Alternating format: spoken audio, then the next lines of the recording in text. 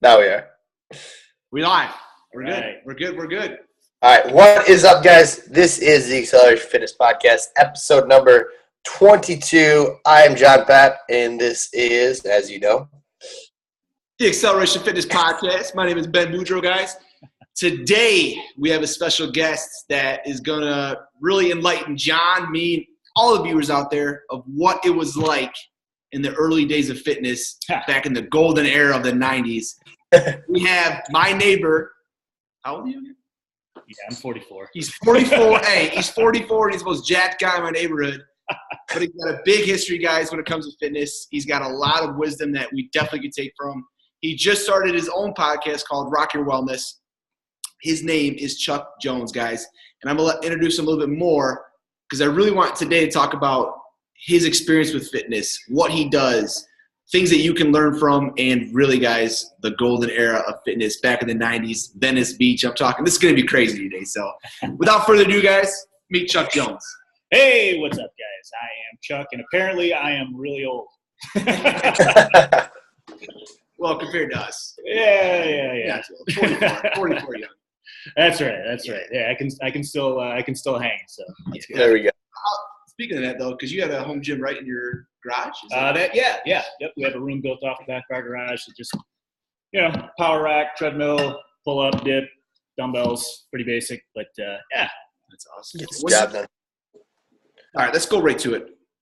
What's your first memory of lifting or fitness or anything? oh gosh. So yeah, I actually didn't really train that much in high school. I was a runner, so I was, I graduated, man. I was like 140 pounds, dripping wet, because I ran off every calorie that I even looked at by through track and cross country.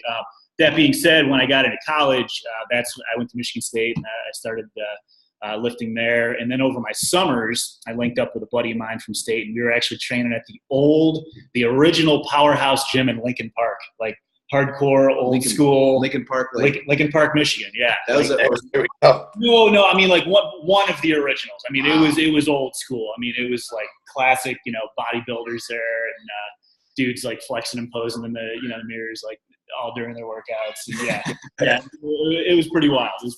But that's where I started training, and really started getting actually starting putting on some muscle and say, oh wow, this is actually pretty cool. I can do more than 140. Age 20? Yeah, like 19, 20. Yeah, that's when I kind of really first started getting serious. Yeah. So what was it like? Your first lift? Like can you remember? Because I can remember. I remember doing I learned what reverse curls were, and I'm like, holy shit, this is awesome. First days lifting were at Power. Arms. Nice. Okay. Yeah. Very cool. I mean, we pretty much did all just compound stuff. So it was just, squats, deads, presses, pull-ups, pull-downs. And then, so that was the first couple of years. And then we started kind of branching off and doing more like the, isolation stuff and reverse. And that's where it's like, oh my gosh, this is what a pump feels like. Right. Yeah. Do you remember, was it straight chest one day and straight legs one day, or do you? Yeah, we pretty much broke it up push, pull, legs. So, we do chest, shoulder, tri one day, back and bis one day, and then legs a third day. How long were you kind of listening? rotate like that? Yeah, even back then, we didn't do much more than an hour because we didn't really talk much. You know what I mean? It was like all business, and pretty much everyone in that gym, it was all business too. So, it wasn't like going to a Bally where it's social hour and everyone's just kind of hanging out. Yes. Hardcore. That's what we like. Yeah. But it was fun though. It was cool because I'd never really, trained like that before. And like I said, the fact that I was actually, putting on some muscle too, that was pretty cool. And then I actually even, I ran track a couple of years at state. And it was amazing. I just walked on. I wasn't, it's not like a scholarship or anything like that. I was good in high school. I was average, if anything, at best in college. But it was amazing, though, how much better my performances were relative to high school because I was lifting. I was training. Exactly. I was getting stronger, it was crazy. What event did you run? Hurdles. Well, hurdles in track, and then cross country is what I ran in high school. But at Michigan State, I was just a hurdler. What, like 200? So indoor, I ran the indoor 55-meter highs. Oh. And then, which, that's a super, super sprint, right? So I was okay at that. The one I did well at was outdoor, the 400-meter intermediates. So you went cross country and 400-meter. I mean, that's two, like. Well, yeah. So I originally ran the 2-mile and mile in high school, but we had an invitational where there was like a shuttle hurdle relay, and we only had 3 hurdlers, and you needed a 4th. So we had tryouts to see who would do it. And I made the tryout, and I realized pretty quickly that not only did I enjoy it more, but I was actually better at that than I was in distance. Wow. So that's what it just kind of took off from there. And the 400 it's 300 intermediate in high school, and then 400-meter intermediate in college, which, let me tell you, that extra 100 meters makes a big difference. Hell yes. Better at that because I wasn't a raw sprinter by any stretch, but that little extra endurance would kick in, from the cross country and that conditioning that I had. So it kind of, it worked out for me. It worked out really well. What was your mile time? Oh gosh, I don't want to tell you. It was terrible. I mean, like I said, I wasn't a great endurance athlete, and I wasn't a great sprinter. So hurdles really was that perfect, that perfect medium for me. Because then there's enough, you can work in the, just the actual technique into, getting your foot down quick and that kind of thing. So, I mean, there were a few different elements that I could kind of put all together that worked for me. It was fun. So let's go. Sorry, John. Let's go back to, I want to talk a little bit, how you said you started out kind of lifting in a hardcore gym, like all these big bodybuilders. Yeah. What was that like? Did that help you a lot, like being in that environment versus, maybe not that quite hardcore or not experienced lifters? I mean, was there anybody that like took you under your wing and kind of, helped you out or anything like that? Well, it was actually my buddy Ed that I trained with, because he was a big lifter, and so okay. If anything, he was the guy that really I kind of mentored under him. Mm-hmm. It was actually a cool environment to be in, because I mean at the time, again, here I am, 19, 20, like I just wanted to be big. That was it. Like, that was my aspiration in life. Just want to get big. That's all. Simple life. A lot of big guys there, so it was like good motivation. Yeah. Okay, this is cool. I'm in the right place, right? Oh yeah. Yeah. So you're doing that. This is you're 20, 21 years old now. Yep. Getting in lifting. What'd you study in college? Where'd you go from there? So if I could go back and do it all over again, I would definitely, do something like maybe exercise physiology or, something along the lines of where my passions lie. That being said, I ended up graduating with a degree in criminal justice and a minor in psychology. So, Wow. Okay. So a little off the beaten path there. Yeah, I guess if I could do it again, I would definitely go back and study. But it's funny because I actually didn't study that much for my actual classes. Anytime I'd go to the library, because this is kind of before the internet, that's how old I am. I would actually go and I would get medical journals, and I'd exercise, physiology, articles, and that was just always my passion. That's what I was interested in, So I guess I just didn't realize at the time, I didn't really have any guidance to know that, hey, I could actually study this. Yeah, was there much jobs back then? That's the other thing. It seems so antiquated, but without the internet, it's like you just didn't have all this information, and so your only option was really to meet with a counselor or something, or a guidance professional. And I didn't even really know how to find those people. So I just kind of did my own thing. Yeah. Okay. So what about after college? So you're a criminal justice major. What happened after college then? So I actually had an internship lined up at a criminal forensics lab in Miami. Really? And I was coming up on graduation, and a roommate of mine that graduated a year ahead of me, he was working as a stockbroker, and he's like, dude, you should come work for us. You can make some money, go back to school. And I'm like, that sounds pretty cool. So I actually became a broker, right out of school. That for 5 years. Wow. That's a criminal justice to stockbroker. A lot of direction. Yeah, but it was a good experience, as far as corporate world and all that kind of stuff. It definitely taught me that I did not want to do that for the rest of my life. Yeah. How long did you do it for? About 5 years. 5 years. And ultimately, it was a means to an end I went out just on vacation with some buddies to California, to Los Angeles, and I'd never been out there before, but I was kind of like, wow, this is the Mecca, right? Like this is like bodybuilding. We good? We're good. All right.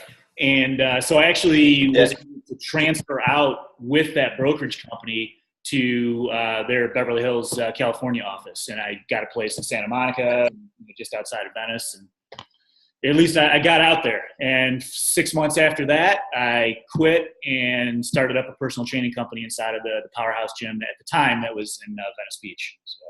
So 21 years old, running track, getting into lifting, graduates college with criminal justice, stockbroker job, takes that for 5 years. Then you go from, this is also coming from Michigan to Miami to. Well, I never made it to Miami. I was going to, but I never made it. So where'd you do stockbroking? In Michigan. In Michigan, okay. Yeah. Gotcha. And that led you to Venice Beach? That led me to Venice Beach, yeah. So that was pretty cool. And that's where I kind of, I'll say like my professional or semi-professional, fitness career.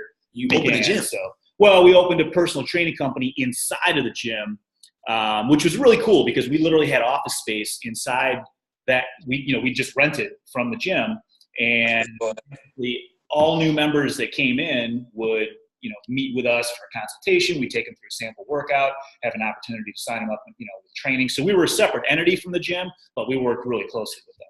Is that common to do that? Were you? No. Were you training people on the side before as a stockbroker, and then before you quit your job there, or was it just like all in? I'm going to train people now. All in. That was all it. in. Yeah. Feet first. Yeah. There we go.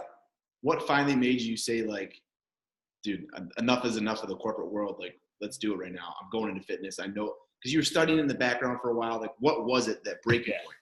Well, I pretty much knew from day one I didn't want to be a broker for the rest of my life, but I also didn't really know what else I was going to do. And it was kind of one of those things too, you come out of college and you're actually all of a sudden you're making some money. I was like, well, this isn't entirely bad, right? I can be miserable as long as I got an income. Right. But yeah, I figured getting out to California would at least give me some options, more options maybe than I had at the time in Michigan in the fitness realm. So, and it worked out great because I was literally just training at the club and met a guy there that, we were just talking, and he expressed interest. He had this vision to open up a training, company. So yeah, we just, both feet first, we took the plunge. So, and it worked out great. We were really successful. We had an office there. That was in the Venice Beach location. We opened up another one in the West LA and another one in Pacific Beach. So at one time we had actually 3 offices going on too, which was really cool. Yeah, that's really cool. How many clients did you have? Personally, I don't know, maybe 20 total, but we had a full, staff of trainers. And even that started to whittle down as, I kind of started focusing, spending more time in the office, kind of overseeing everything. So yeah, it was fun. My average schedule at one point was, I would come in at 6, train 2 people, work the office from like 8 to noon, and then I would take off from noon to 4, and it would literally, like I lived walking distance from the gym just off the beach. So we'd go down to this place. It was called Kookaroo. It was kind of like a Boston market.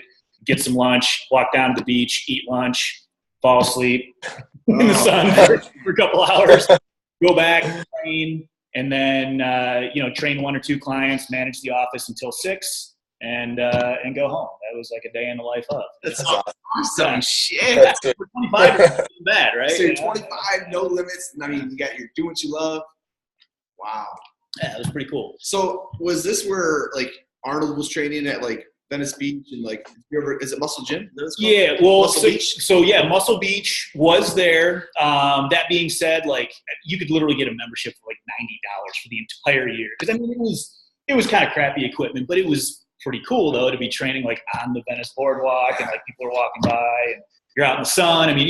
Who gets to train outside all the time, right? So that was kind of cool. So yeah, that was a novelty. But Arnold still had at the time his World Gym, which was just down the road. And then of course there was still the Gold's Gym, which is still there. And that was the Mecca. That's where all the pros really train. That was like the hardcore place. And that was pretty wild too, because you'd go to like the Firehouse Grill, which was just across the street. And, you'd see like Lee Priest and Paul Dillette and like all these like Olympia guys that are it's massive. 1,000-calorie breakfasts and all. That's cool. You got any crazy stories with those guys or no?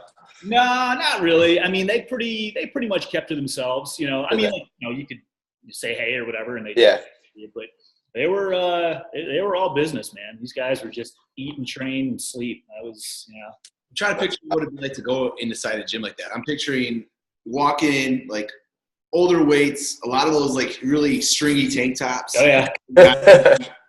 Yep. Like, is that pretty much how? That's pretty much, man. Yeah, the Perfetto pants, big baggy, like, almost like pajama pants, and that's awesome. Now, it was not a real good time for fashion, but yeah. Have you noticed anything from then till now with a trend in fitness as far as exercise programming, or is it pretty much the same thing? Yeah, absolutely. I mean, I think there's less of a focus on, I'll say, like, bodybuilding style training, and more of a focus on functional training, right? I mean, like, actual real, preparing you for the real world, right? Because I mean, let's face it, to be a bodybuilder, you're focused pretty much on size and symmetry, not necessarily on how your body is functioning, full kinetic chains and all that kind of stuff, right? So, I mean, not picking on, anyone, but I mean, it wouldn't be uncommon for a bodybuilder to hurt themselves, going to pick up their keys or something like that, because they're not functional so much. That's crazy. Man. Yeah. That's crazy. But it was cool. And like I said, for a 25-year-old, it was pretty wild, man. Yeah. So and then you're doing the gym stuff. Yep. What goes on from there? So we did great for a couple of years. Everything was awesome, and then unfortunately we sort of unbeknownst to us, long story short, we hired the wrong guy to manage one of our offices, and the wrong guy to have access to the books. And without going into a big diatribe, it just became the only option was to shut down. Simple as that. It was time, time to move on. So the good news is I had actually developed a relationship with the actual owners of Powerhouse Gym, the Davish family. And so I had the opportunity to move back to Michigan, which I was ready. I mean, it was great times out there, but honestly, I'm a Midwest. Ready to come back. It wasn't reality. Yeah. So it was time to get back to reality, back to family. And so, I had the opportunity to come back to Michigan and run the licensing office for Powerhouse International out of their corporate club in Farmington Hills at the time. That's where their office is. Okay. Yeah. So Farmington Hills is where the corporate Powerhouse. Yeah. Their very first gym is it's still open. It's the Highland Park, Michigan gym. Really? I didn't know that. Yeah. Their parents actually had a grocery store, and behind that grocery store, they had a boxing ring. And that's where Powerhouse actually started, was this boxing ring, and then a subsequent training. In a boxing ring. That's nuts. Yeah. Wow. We hear more about that, like a Michigan company, I mean, it's huge. Yeah, that's true. That's pretty cool. So how long did you do that for? So that was about a year and a half, and then right around that time, I had actually signed MetRx, which is the company I work for now, to become like a preferred vendor for all the Powerhouse gyms. And they came in for a meeting, and they mentioned that they were kind of looking for like a rep to take over the Chicago market and then just all of Michigan. And this was right at the same time that I knew Will Davish, his son, was graduating from school. And as large as they are, they're still very tight-knit, family-run organization. And that's been part of the reason they've been so successful. So I actually approached Will and said, hey, look, I would love to pursue this MetRx opportunity, because this is like right in my wheelhouse, and it's right in my backyard. And I'm kind of thinking you want your son to take over licensing. And long story short, he got on the phone, negotiated my salary with MetRx, because he knew the guy at the time that was heading the ship there. So, well, that's pretty good then. Perfect confluence of everything, and all worked out great. Yeah, that's awesome. Awesome. So now MetRx, what's that consist of? Yeah, so MetRx, I mean, I just started just as a territory rep, just, kind of calling on gyms and health food stores and, just selling products in, right? And ultimately, I mean, that's more or less still what I do now, just on a little bit larger scale, just kind of focus on some bigger customers and, have guys that are underneath me that, work on the, the smaller customers and that kind of a thing. But basically just slinging protein. There you go, slinging protein. So what can you give to the viewers out there when it comes to, I guess, an approach? Because you have such a wealth of knowledge and wisdom when it comes to fitness. You see in the 90s, you see now. You obviously work a lot with nutrition. Mm-hmm. For a person that wants to get started, a lot of people, you're 44 years old and you're in phenomenal shape. A lot of 44-year-olds are not in shape because they just, family, kids, they stop training. What can you give to a guy out there listening who is your age? He's 44 years old. He knows he's out of shape, hates himself in the mirror, but he just does not know how to get started. Well, I know a pretty decent podcast that covers that information. Yeah. Which we'll get to. The first is never be afraid to ask for help, right? So, from a training standpoint, come talk to guys like you. You can point people in the right direction, and that's the difference between something like you guys do and maybe say your average big box gym, is that you'll take the time to customize and understand what they're going through and what the best prescription is for them to do. But I think a lot of people kind of feel like they need to completely just turn their lives upside down, and they don't have time to do that, and so it's not even worth bothering. But I think it boils down to some pretty simple and somewhat basic things, right? Like get a good night's sleep, especially as you get older. I can attest to that, man. How much do you sleep? I shoot for 9 hours, man. 7 to 9 is what the National Sleep Foundation recommends. I'm on the 9 spectrum. Like if I get less than 9, we're in bed by 10 and up by 7. So it's not like we're going to bed super early, right? That's crazy. Yeah. But yeah, getting a good night's sleep just makes everything so much better from recovery and just how you go about your day, and it's a pretty relatively simple thing to do too, right? Yeah. Pick something heavy up every once in a while. You don't have to go crazy, but like I think resistance training is pretty key. It's a necessary part of it. Move. We're pretty sedentary, right? In general, especially if we got desk jobs and that kind of a thing. So move around during the day. And matter of fact, I know you covered this the other day on one of your podcasts. Like park at the end of the parking lot. Just little things like that. Like it doesn't have to be. You don't have to like do cardio. It can just be simple little like life hacks like that you're just moving around a little bit more during the day to help you build some momentum that way. Eat real food. We eat so much boxed and bagged stuff, and it just, it makes you feel like junk, and then you don't want to move, and you don't want to work out. You add that in with not sleeping, and, right? Not lifting. That's quick. It all comes together, and yeah, exactly. So, just some real basic things like that I think pretty much everyone to some degree knows, but we don't necessarily put into practice because we don't really understand maybe the importance of it. Right. Yeah, definitely. And the getting started thing is huge. That's what we always tell people, start with one thing at a time. Like start with your breakfast. Like let's change that around. Or start with the sleep, start with getting a little more water in. 1 day, 1 week at a time. Each day you have that, that chance to make it better and better and better. And then as you get used to it, okay, now we'll get a little more complex, then we're changing this. And it's just habits building over time, small changes. I think that's so big. I love that point. Yeah, exactly. Yeah, if you try to do everything all at once, like it is going to be overwhelming, and you're probably not going to stick with it, and then, it all falls apart. Yeah, and we've seen trainers time and time again. Just yesterday morning, I went and trained a guy. I wrote a program for him, and when I write the programs, I think, John, you can assess this too, the hardest part isn't making it hard enough, it's making it too complicated. You need to dumb things down. So this guy, he just started fitness program. He's young, played football. But when I got there and I gave him the program, I'm like, holy shit, I need to dumb it down even more. Like it's got to be squat, push up, run, squat. Just something really, really simple. Yeah, that's the thing. Like, go ahead. Sorry, and that was his day one, and he did the workout. He was sweating. Wasn't a very complex or strenuous workout, but it definitely crushed him. Yeah. And during it, he was like so pissed off, and I'm like, look, dude, you just did it. we're done.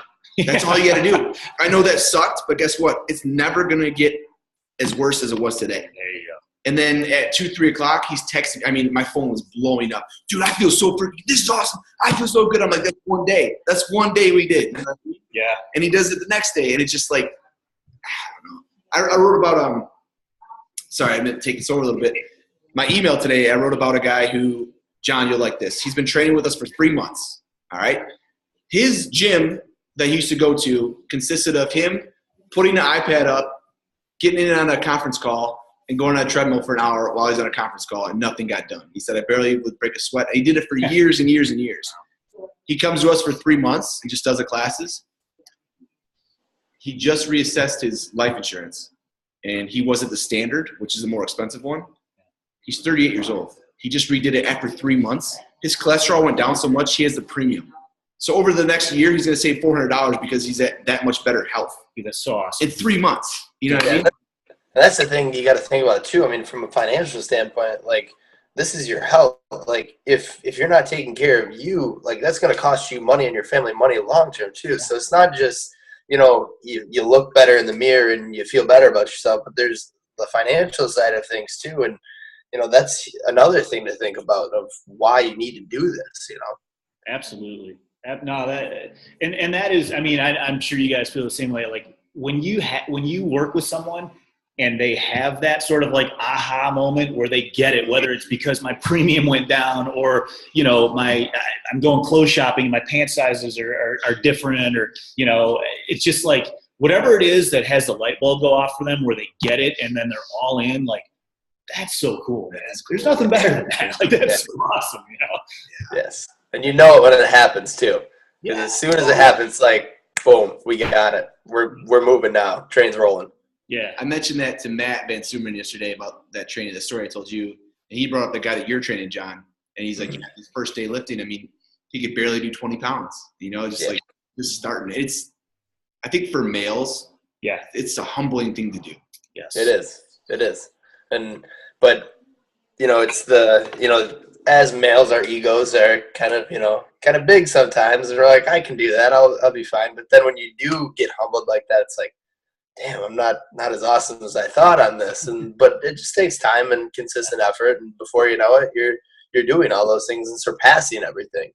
Yep. You know? What makes it easy for me is Michael Jordan, successful athletes, Peyton Manning. I mean, you name anybody really successful, they're always known for asking a shit ton of questions. Right. I mean, and they're never afraid to fail in front of a lot of people. And that for me is really, so like if I need business advice, like Chuck Jones is 44 years old. He's been in the business, I mean, doing stockbroking. He has so much wisdom that I can go to. I have no problem going to him, like asking for business advice or like falling on my face looking like Exactly. I mean, even like with us, like we hire people to write our programs. Like we don't do our own program most times because, you know, it's different when we're doing it ourselves because we know what we need to do, but are we always going to do it? And when you pay someone to do it for you, they're going to write a good program for you, and you've put that investment in, so you have to do it. You're accountable because I paid for this. I didn't just sit down on my computer and write it myself. So, I mean, that's huge. Like, ask for advice, whether it's as a fitness professional or just someone who never worked out in their life. Like, find someone who's done it and knows what they're doing and pay them to help you out, and so much better. Yeah, that's cool, man. Chuck, who's been your biggest influence in fitness? Oh, gosh. Man, I mean, I guess I'd have to trace it all the way back to my buddy Ed that got me into lifting. I mean, it's as simple as that. Who is this Ed guy? Describe him. Huge shout out to Ed Krozik, man. He's actually a pastor in northern Iowa. Right? Pastor that lifts. There we go. Yeah. And he's still lean and mean and trains like a crazy man. And he's my age. But yeah, I mean, he's the guy that got me really, you know, down this road. So I got to give credit to him. So that's sweet. Yeah. All right, John, you want to get to the fun stuff? I think it's that time. All right, this is the fun stuff here. Oh, all right. So these are the rapid fire questions. Oh boy. Call them icebreaker questions, whatever you want. These are questions that we always ask our guests to really get to know them. Okay, but my brain can rapid I fire have this 1, morning. 2, 3. I have about 7. Boy. So, Johnny, there? First thing that comes to mind. What's that? Good? I can hear you. Huh? Good. Good. Go ahead, John. Good. What? All right, I'll ask. I guess I couldn't hear you then because I don't know what we're talking about. Rapid fire questions. All right. Okay. This is going to be interesting when I'm getting right to it because I know you play guitar, right? I do. All right. If you could be in a 90s music group, which group would you be in? Oh, man. 90s. I mean, that's a broad spectrum, man. That's a broad, but you know what? This is all right. So if I could be anyone, it'd be George Lynch from Dokken because the dude can shred and he's like straight up bodybuilder ripped. Oh, perfect. Didn't know that. I didn't know that. Yeah. Oh yeah. Okay. Can pineapple go on pizza? Yeah, absolutely. As long as ham is alongside it. All right. Good. John doesn't agree. Favorite character? Bugs Bunny. Bugs Bunny. He is a G. He's Now, granted, I'm a little partial because Chuck Jones was the animator for Bugs Bunny. So. Wow. Okay. Stuff right now, man. Are you a morning or night person? Asked me that question 10 years ago. I was a night person. Now I'm a morning person. Really? Because I go to bed early. Yeah. Good kids. Make the world a difference. Right, man. You have an endless supply of one food. What food is it?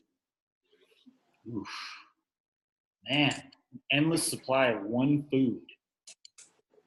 That's hard, dude. I know. I mean, like, yeah, you want to say pizza, but that's not going to do you any good. Pizza every day, baby. Terrible thing to have an endless supply of. You know what? I'll say grass-fed beef. Ooh, that's a good one. You can do a lot with You're the first person that's gone with a healthy option. Yeah. Really? Yes. Everyone else goes with something crazy. You eat a lot of it, right? So, yeah. All right. You can recommend one book to your best friend. Only one book. What is it? 7 Habits of Highly Effective People by Steve Covey. Number 2. That's the second time. Yeah, second person. John, are you still yet to read that? I have not read that one yet. It's on my shelf, dude. I'm done with it. I'll give it to you. All right, I'll take it. All right. You could pass along one quote. What is it? All right, this is by Andy Rooney. He's the guy that used to do 60 Minutes, if you guys even know what that show was. Of course, come on. He said, go to bed. Whatever you're staying up late for isn't worth it. True. How many times have you stayed up late because you're watching for the 20th time? Some stupid show. But you got to see the end, It's like, no, dude, I've seen this 20 times. I should go. Yeah.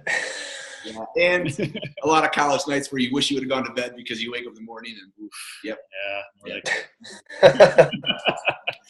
All right. So last question is, if you could do anything in this world, no limits, no financial limits, no time limits, nothing, you could do one thing, what is it? Wow. Going deep. Yeah, man. I'm trying to think of something like really prolific here, but at the end of the day, I can't know what I do. Hey, that's perfect. That's perfect. I was trying to think if I could come up with something better, but I really enjoy what I do, so I guess awesome. I'm going to stick. That's awesome. Sticking with it. Rock your wellness. That's awesome. I mean, hey, it is. Now let's get into this. Rock your wellness. What is this podcast? All right. So, at the continual nudging from my wife Victoria, and I have to give kudos to my brother Doug too, because he's also been, kind of pushing me to do it. I just came up with this idea to do a podcast that's just a general guide to the average person of, we kind of talked about it earlier, like where do you start, right? Like what are some things I can do today, right? Without having to, get crazy, turn my life upside down. And I have no idea where it's going to go, but we launched episode 1 about a week and a half ago, and 2 is going to drop on Monday. And just having some fun with it. I travel a lot for work, so I listen to a lot of podcasts in the car. And there's a lot of guys that I follow, and yeah. Who's some guys you follow? Like Rob Wolf. He's kind of like the big. What are your top ones? Yep. Let's see. Chris Kresser, he's actually, this is like a really sciencey, nerdy one, but he's also kind of more like paleoprimal. Mark Sisson. Yep. Mark's Daily Apple. Yep, there you go. Tim Ferriss is always a good one. Yep. If you have time, because they're usually like 4 hours long. I know. You get caught up in those, man. I mean, that's the guy. Right. Yeah. And there's so many of them too. Yeah. Oh, yeah. Yep. Yeah. Another special announcement. A guy you should follow is Vinny Tortorich. I just was on his podcast last week.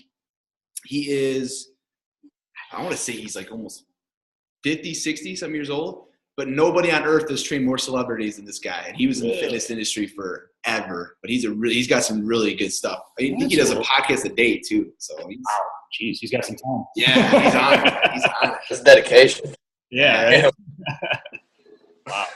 Well, I think that about wraps it up. John, where can we find this podcast at? Wraps.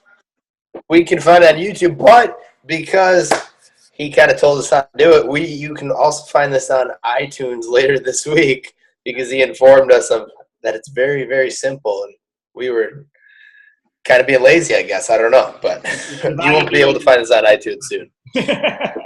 But tune in next week to our podcast, guys. This is our 23rd episode right here, but tune in next week. It's a month of September. We got some crazy, crazy things going on Xceleration Fitness, guys. A lot to talk about. So make sure you tune in next week for our special guests. Have a great week, guys. You can find Chuck Jones at Rock Your Wellness Podcast. Google it on iTunes. Go in, give it a listen, give it a good rating, and have a great weekend, guys. Do it. Keep chasing it, fellas.